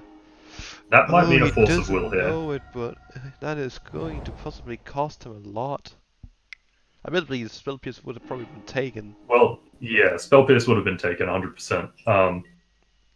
They were just trying to make sure the road was clear for this Ancestral Recall. So he just drew into a Mongoose, which is a good threat, a Confident, and a Stifle. His hand is loaded with everything except lands right now. He does need a red source. He has 2 red spells in his hand, but they're not overly important. Ooh, I think he found Traverse to Overworld. I assume we're going to see a Dark Confident. Oh, Traverse. Traverse for a land makes sense here. They want to get this Ren and 6 down. Yeah, Ren and 6. Possible. Probably going to get a red source and then play, I think, a Dark Confident, possibly? Although, actually, they can't play the Ren and 6 here because they tap the Tropical. Yeah, so they're probably going for the Dark one. Confident line. No matter what, they can't do it this turn. We're going to see a Memory Lapse here, and he can't really do much about it. He's just going to hold up Stifle for the next turn. Hope to hit a fetch, maybe. Yes. That's why I would have preferred to see the Underground Sea get tapped there. That would mean they could play the Nimble Mongoose. Well, he couldn't have played the... He couldn't play the Traverse Overworld with it. Oh, that is true. That is true, yeah. Sorry, my mistake. That requires the green, turns out. Green Pulling up green Stifle mana. probably not relevant here. It is possible they get a fetch, but no. No, it doesn't look like it. He's just gonna play the slow game. Yeah, that is smart from Jackie. Playing the slow game is how he wins this. The way If you just hold up counter magic here, that's fine. Really just aims to fill up their yard, just play cantrips, play powerful cards, and then get some powerful threats in play, and just get ahead on anything except they have everything really when you look at it at first glance. But then you realize their mana base is very non-basely reliant because they're playing 4-colored. They're playing very low threats, so they don't have the time to really just rely on mana fixing, as that they need the mana base, so they're very reliant. Strip Mine, Wasteland, other things. There is a Tiger, he's gonna get a Tiger. They're very reliant on the mana base. Presumably we'll see the Ren and 6 come down next time, but in the meantime it's just start being a engine to just get mana. And then the Dark Continent can just, if it survives, it can just end this game. I presume here they played the Nimble Mongoose to leave up Stifle. Another possible line could have been the Dark Confident, just to hope to draw into more lands, get your engines going. But I guess they're afraid of removal. I don't think the Oath deck really does removal. That is an Oath. Sure, you can Stifle it. That is the Oath. Or you can Abrupt Decay. That would make him... There's still the Abrupt Decay, yeah. And we're seeing that fired off immediately. Interesting choice is not gonna keep up a blue mana. I think that's a mistake on his part. Yeah, that is certainly a mistake, unless they're gonna just Chain Lightning, but they don't. Looks like they don't opt to do is that. just gonna Chain Lightning. No, wait, maybe. They did not Chain Lightning. He doesn't have a better choice than going Phase or I guess he can hit a Planeswalker at times, like Gideon. Yeah, at this point you want to race though. You want to make sure Jackie is off. Like if you do make that mistake and don't keep up your blue mana for the Stifle, and you for really the do that just he want to just bolt drew face. this turn as well that you can't see. So that's definitely a very big deal. It's not just keep up with random ass Stifle. Yeah, that's possibly a 1-turn clock loss here, which can be very, very relevant against the Oath deck. Yeah.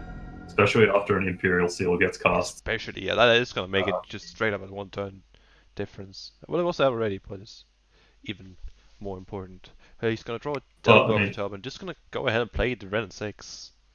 Yeah, this time keeping the blue mana. It resolves. There is no answer. Jackie has one card in hand, and he's hoping that Surge is going to save his ass, or whatever he got from the Imperial Seal. I can imagine it'd be something like maybe a Terminus. Would make sense. Now I can see cracking the Flooded Shrine here to get something to just Lightning Bolt face. Yeah, absolutely. But no, Op's not to do it. I don't think he's holding up anything except Stifle and Odd right now. I guess he is holding up that Slaughter Pact. I would have liked to see the Lightning Bolt line. Yawgmoth's Will. What is he gonna Yawgmoth's Will? He's gonna get a land and then Over Druids and then hope that's good? Oh, I don't... Yeah, it looks like that's the only option here. That which will mean that we'll see Pipesman take this game. Yeah, unless that's looking like... Yeah. I did forget to update the score, but it is gonna look like it's gonna be a 2 Oh, he's even gonna Stifle it? Oh... Yeah, that'll be game. Game, absolutely. Unless Jackie's got something in hand, which I don't think he does. No, I don't think there's anything they could have here anyway. The Nimble Mongoose has Shroud, there's a Lightning Bolt in hand. And Ren and 6 is going to be able to ping for a couple damage. Yeah. That is absolutely game. And we'll see SecretPipesman take down the tournament. Yeah, 3-0 with a powerful collection of cards. Yeah, lands are in a particularly good place in the meta at the moment, and this deck does lands, it does low drop counters, low drop planeswalkers. This is the sort of deck I expect we'll see a lot more of. What is it called, Turbo-Xerox? It is essentially just a powerful tempo deck, really, in the end. Yeah, very powerful tempo deck with lands and planeswalkers. Let's see if we can find very low cost There is a planeswalkers. game left. We have RarerMonsters and Croc playing it out. I'm just gonna send us over to that game right this moment. Would you like to say anything about your win there, SecretPipesman? How did you feel about that matchup? Definitely, the deck just kind of did exactly what it was supposed to in the matchup in Game 3. I definitely did some really bad sequencing and some really bad, mana tapping on a number of plays, but besides we that, did note the tapping there. Yeah. Thank you for pointing that out. Yeah, that's bound to happen. Everyone makes that sort of mistake. Absolutely.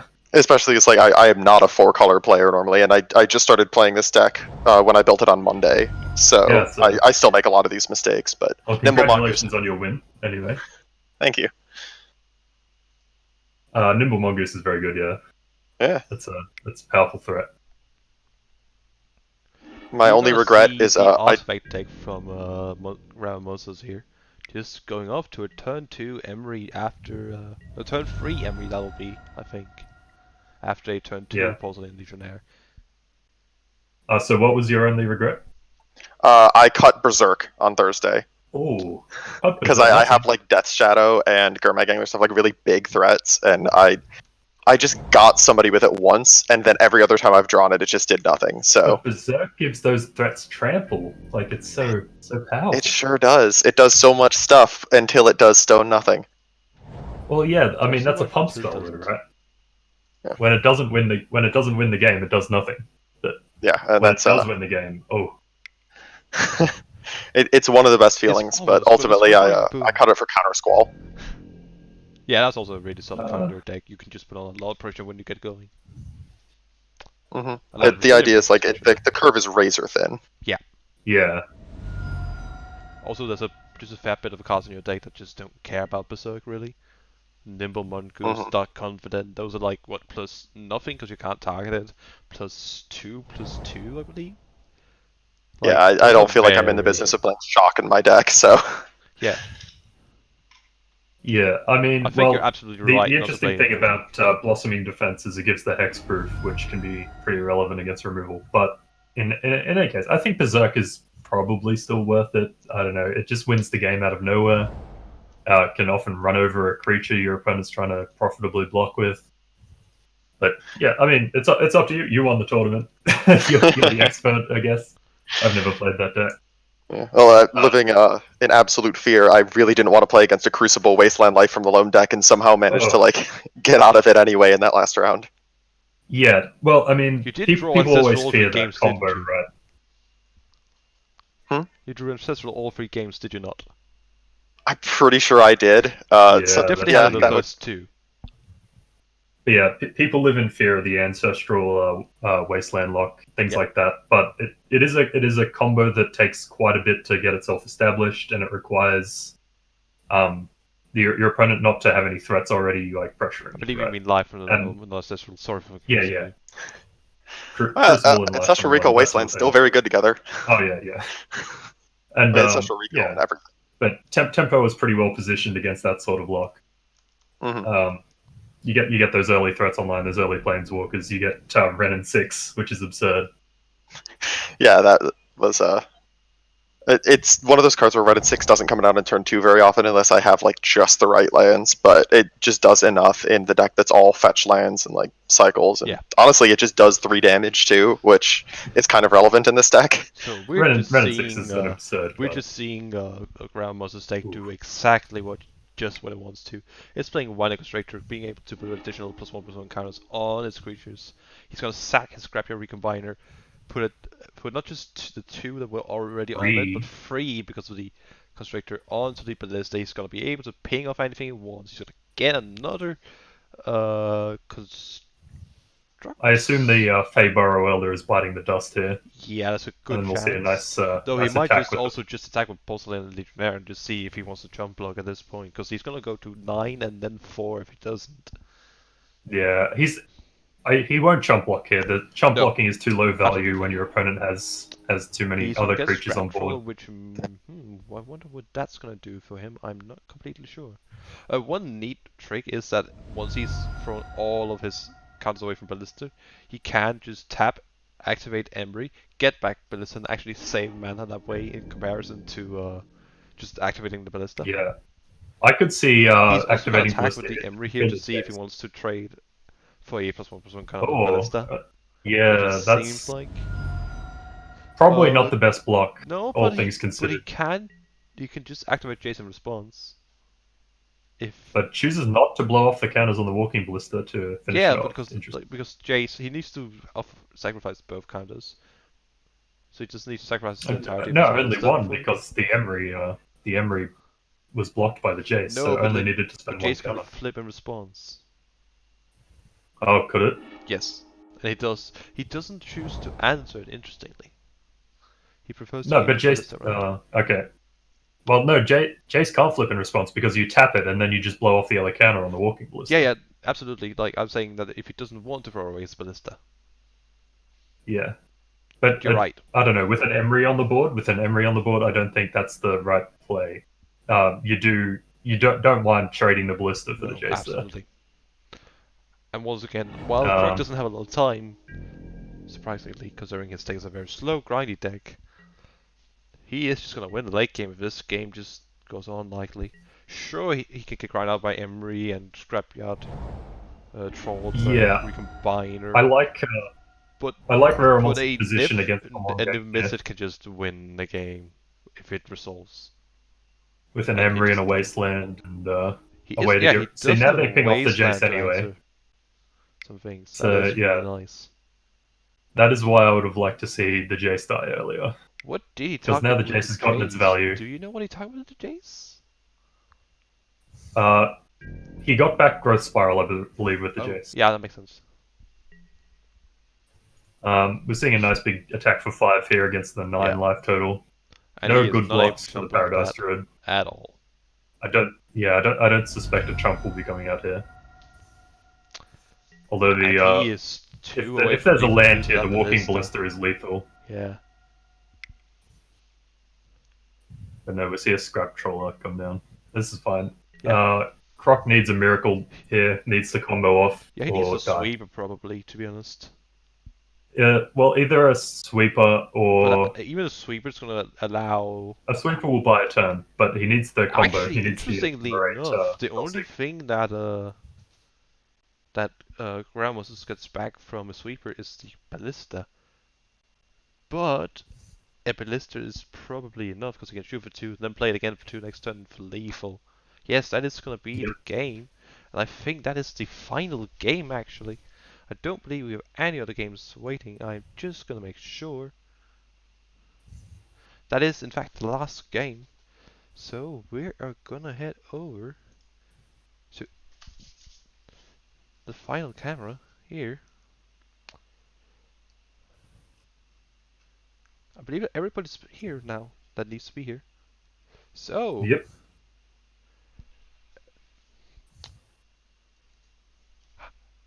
Croc, you didn't get that, man. No mister this game, huh? Too many ballistas, apparently.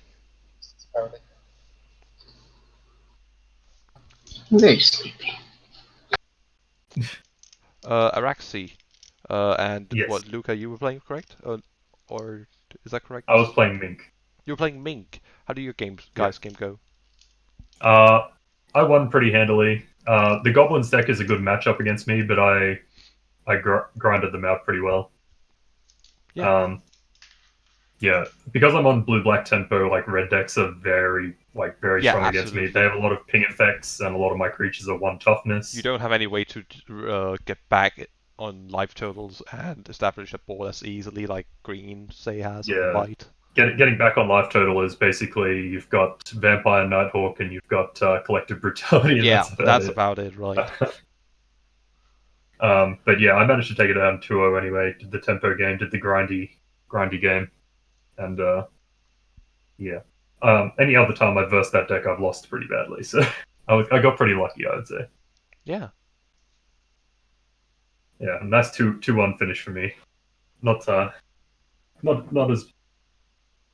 as bad as last time. I got 3-0'd, including getting beaten by that same Goblin deck. Goblins, man, sometimes they're like, oh, you have a good matchup, but that doesn't matter. I'm just gonna kill you anyways. Yeah, that's the interesting thing with tempo. There's a lot of really good draws you can get when you have Moxen in your deck, frankly. Yeah. Turn 1 Moxen, turn 2 Moxen, and then just double Moxen turn 1, like, God. Oh, I mean, if you just resolve a turn 2, 3 mana Planeswalker, that can often just be game over. Absolutely. So how did your match go, Luca? Well, game 1, both me and Ray mulliganed to like I mulliganed to 5 and he to 4, I think. And Jeez. my deck, the thing I do is grinding. So I generated value and beat him to get death. Like Yeah, the long it was decks are pretty generally cut and favored. dry. Long But range decks are the generally game justified. was so feel bad because he had like 3 things in hand for like 5 turns that would just have me dead, and he didn't draw his second red source, Ooh, which he needed for all 3 of them. that's unfortunate. And so what deck were they on? here, red blue is it I believe Temple, yes, and then it's the a weird Temple one deck. with the skull. Yeah, Using that's things like unlucky. I'm One not of sure I the have list, but odd things about two color decks in this So- format is so they he had- they tend to have difficulty finding their second. Like if you don't find your second color straight away, it can be pretty hard. Like 3 color decks often have better mana. So he had like a Chandra and a Sweeper and a X burn spell, I think, was the 3 cards in hand, which neither of them he could cast when I beat him to death. Yeah, that's unfortunate. Yeah, it's pretty feel bad for both sides because it doesn't feel like Magic, even though it definitely is part of Magic. That's just how it is. Yeah, it is a contradiction that exists within the game that some number of Magic games are not Magic games. at least not by common definitions. Yes.